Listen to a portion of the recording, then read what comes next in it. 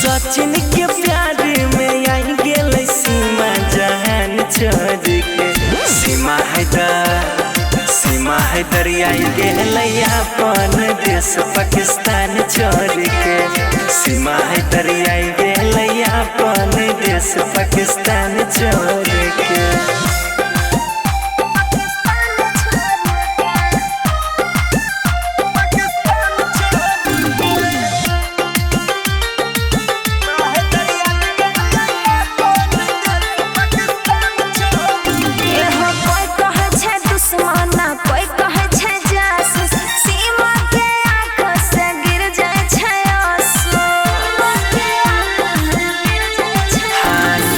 पूरा इंडिया के लोग भला बुरा कहे छै, प्यार में सीमा जी सब कुछ सहे छै। करे छै मीडिया सब सीमा से सवाल खूबे कोर कोर के।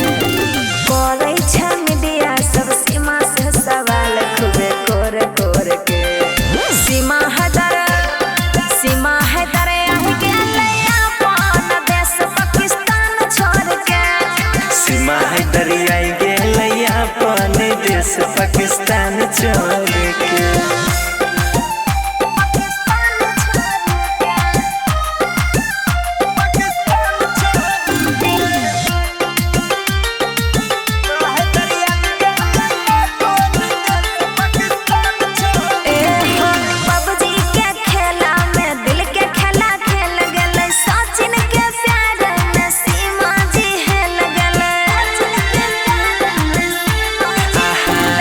सीमा के प्यार सभी झूठा साबित करे छै, सब कोई सीमा के जासूसी कहे छै।